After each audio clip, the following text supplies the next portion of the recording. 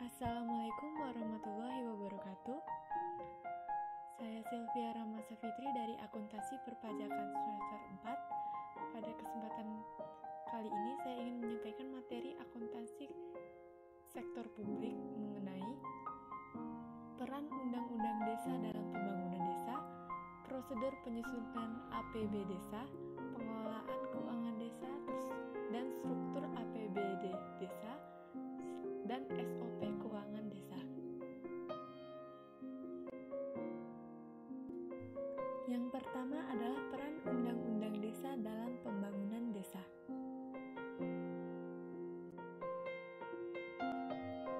Sebelum memulai, ada baiknya kita mengetahui apa yang dimaksud dengan desa dalam Undang-Undang Nomor 6 tentang Desa tahun 2014. Berdasarkan undang-undang tersebut, desa adalah kesatuan masyarakat hukum yang memiliki batas wilayah yang berwenang untuk mengatur dan mengurus urusan pemerintahan, kepentingan masyarakat setempat berdasarkan prakarsa masyarakat, hak asal-usul dan atau hak tradisional yang diakui dan dihormati dalam sistem pemerintahan NKRI.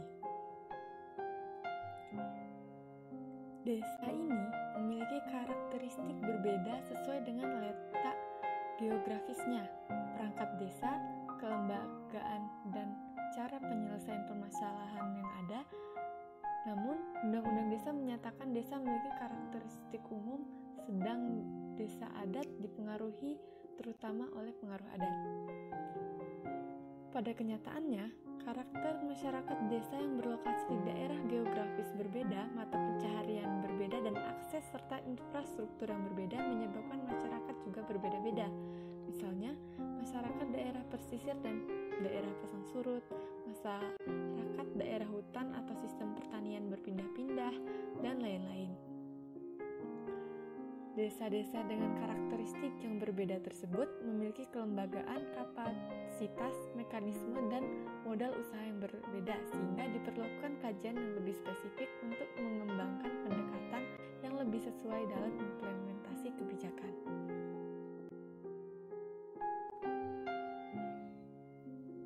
Aset desa adalah barang milik desa yang berasal dari kekayaan asli desa, dibeli atau diperoleh atas beban anggaran, pendapatan dan belanja desa atau perolehan hak lainnya yang sah. Selanjutnya adalah perencanaan pengelolaan desa, yaitu untuk memprioritaskan program desa dan swakelola desa, yaitu mengelola desa secara mandiri dengan asas gotong royong, sehingga dengan cara menghidupkan kembali musyawarah desa dan listen learn PNPM. Dan terakhir adalah sistem informasi desa. Sistem informasi ini ditujukan agar adanya transparansi dalam pengelolaan desa, dapat diakses melalui website desa dan dapat memuat banyak hal. Contohnya adalah akses pasar untuk komoditas desa dan data kependudukan dan anti trafficking.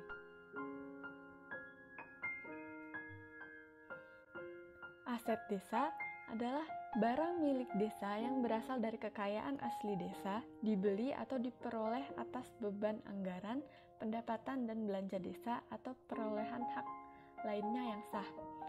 Selanjutnya adalah perencanaan pengelolaan desa, yaitu untuk memprioritaskan program desa dan swakelola desa, yaitu mengelola desa secara mandiri dengan asas gotong royong, sehingga dengan cara menghidupkan kembali musyawarah desa dan listen learn PNPM. Dan terakhir adalah sistem informasi desa. Sistem informasi ini ditujukan agar adanya transparansi dalam pengelolaan desa, dapat diakses melalui website desa dan dapat memuat banyak hal. Contohnya adalah akses pasar untuk komoditas komoditas desa, dan data kependudukan dan anti trafficking.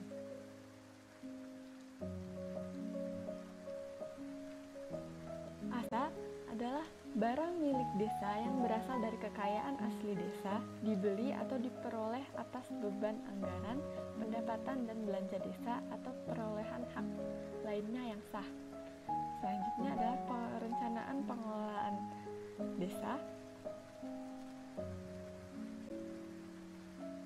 yaitu untuk memprioritaskan program desa dan swakelola desa, yaitu mengelola desa secara mandiri dengan asas gotong royong, sehingga dengan cara menghidupkan kembali musyawarah desa dan Listen Learn PNPM. Dan terakhir adalah sistem informasi desa. Sistem informasi ini ditujukan agar adanya transparansi dalam pengelolaan desa, dapat diakses melalui website desa dan dapat memuat banyak hal. Contohnya adalah akses pasar untuk komoditas desa dan data kependudukan dan anti trafficking.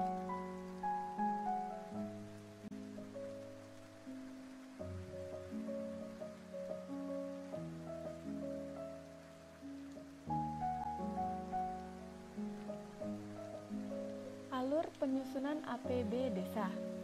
Yang pertama adalah persiapan, yaitu membentuk tim penyusun dan sekretaris desa sebagai koordinator, dan selanjutnya pengumpulan data pelaksanaan APB desa berjalan.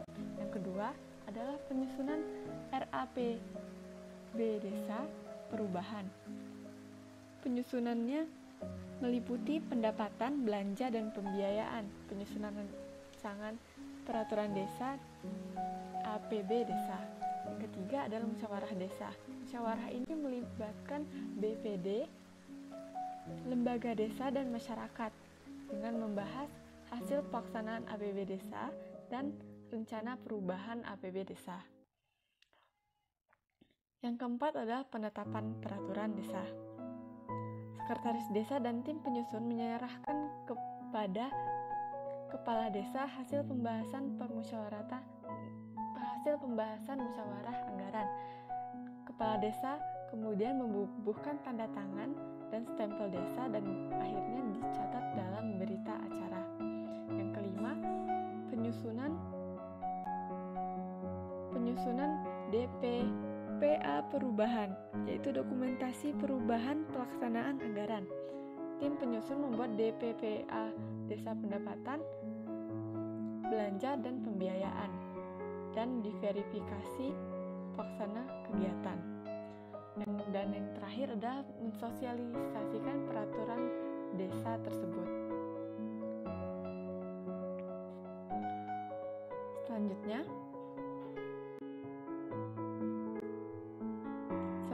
adalah pengelolaan keuangan desa dan struktur APBD desa.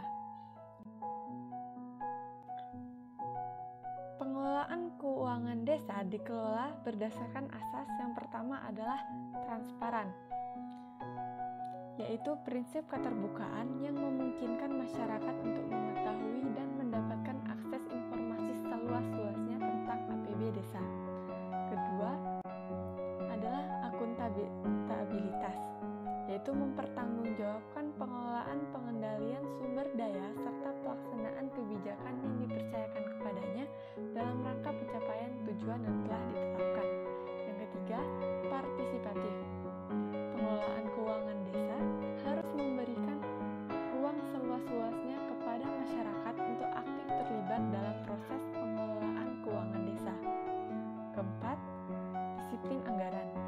APB desa harus dikelola secara tepat waktu dan tepat guna yang didukung dengan bukti-bukti administrasi yang dapat dipertanggungjawabkan serta berpedoman pada peraturan perundang-undangan yang berlaku.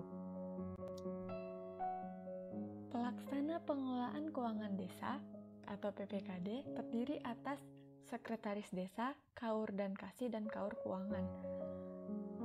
Sekretaris desa berlaku sebagai koordinator PPKD dan juga bertugas memverifikasi terhadap DPA, DPPA, DPAL, RAK Desa, dan verifikasi terhadap bukti penerimaan dan pengeluaran APB Desa.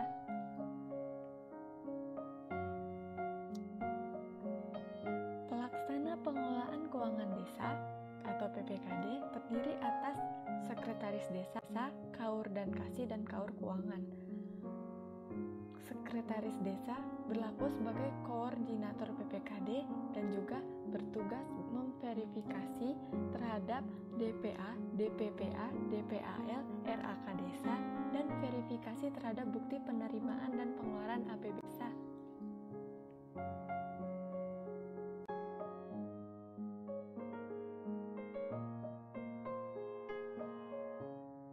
Selanjutnya adalah APB Desa. APB Desa terdiri atas pendapatan desa, belanja desa, dan pembiayaan desa. Yang pertama adalah pendapatan asli desa. Pendapatan asli desa terdiri dari hasil usaha, hasil aset, swadaya, dan partisipasi gotong royong dan lain-lain. Kemudian terdapat pendapatan transfer, yaitu dana desa, alokasi dana desa, PDRD, dan bantuan keuangan dari kabupaten atau provinsi. Dan yang terakhir adalah pendapatan lain-lain. Untuk belanja desa sendiri terdapat beberapa klasifikasi. Di antaranya adalah penyelenggara pemerintahan, yaitu berupa belanja penghasilan tetap, belanja tunjangan dan operasional, sarana dan prasarana, administrasi kependudukan.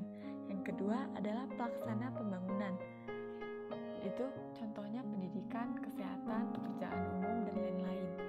Yang ketiga, pembinaan kemasyarakatan, yaitu mengatur tentang ketentraman, ketertiban, perlindungan masyarakat, dan kebudayaan dan keagamaan. Yang keempat, pemberdayaan masyarakat dalam bidang kelautan, perikanan, pertanian, dan peternakan. Yang ketiga, penanggulangan bencana. Yang terakhir adalah penanggulangan bencana dan keadaan darurat.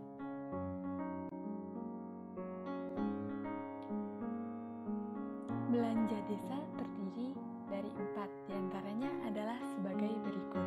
Yang pertama adalah belanja pegawai, yaitu belanja yang digunakan untuk pengeluaran penghasilan tetap dan tunjangan bagi kepala desa dan perangkat desa serta tunjangan BPD. Belanja ini dianggarkan dalam kelompok belanja penyelenggaraan pemerintahan desa dengan kegiatan berupa pembayaran penghasilan tetap dan tunjangan. Yang kedua, belanja barang dan jasa. Belanja barang dan jasa adalah belanja yang digunakan untuk pengeluaran pembelian atau pengadaan barang yang dinilai manfaatnya kurang dari 12 bulan. Contohnya, alat tulis kantor, pemeliharaan, sewa, perjalanan dinas, upah kerja, honorarium, operasional pemerintahan desa, dan lain-lain. Yang ketiga adalah belanja modal. Belanja modal adalah belanja yang digunakan untuk pengeluaran dalam rangka pembelian, pengadaan barang atau bangunan yang nilai manfaatnya lebih dari 12 bulan, serta digunakan untuk kegiatan penyelenggaraan kewenangan desa, termasuk dalam belanja modal adalah upah kerja yang dikeluarkan untuk perolehan aset.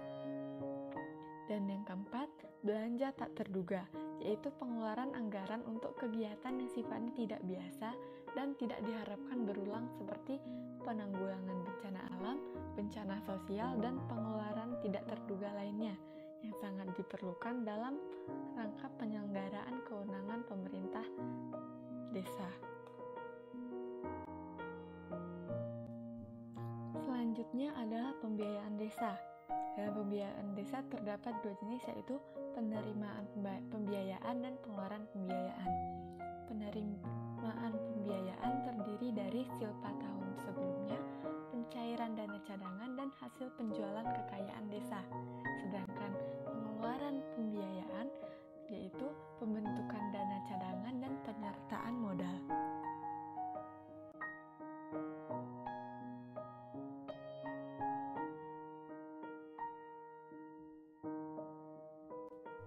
selanjutnya adalah SOP keuangan desa.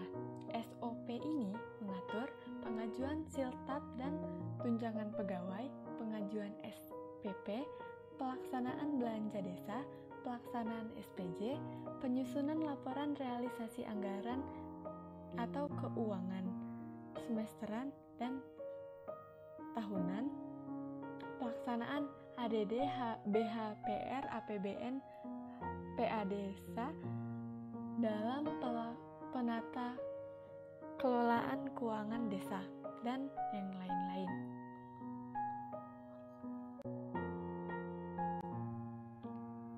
Berikut ini adalah contoh SOP pengajuan SSP desa. SSP adalah dokumen yang berisi permintaan pembayaran atau pengesahan belanja yang telah dilakukan oleh pelaksana kegiatan, dokumen verifikasi oleh sekretaris desa sebagai ordonator, serta dokumen pengesahan belanja dan oleh kepala desa sebagai otorisator, sekaligus juga perintah bagi bendahara desa.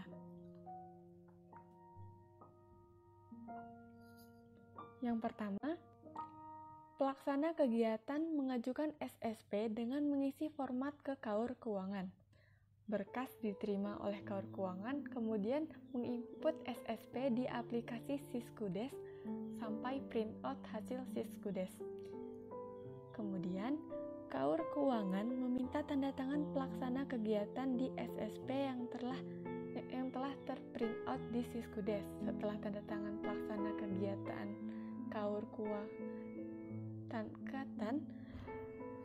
KAUR Keuangan Desa menyerahkan SSP ke sekretaris desa untuk diverifikasi.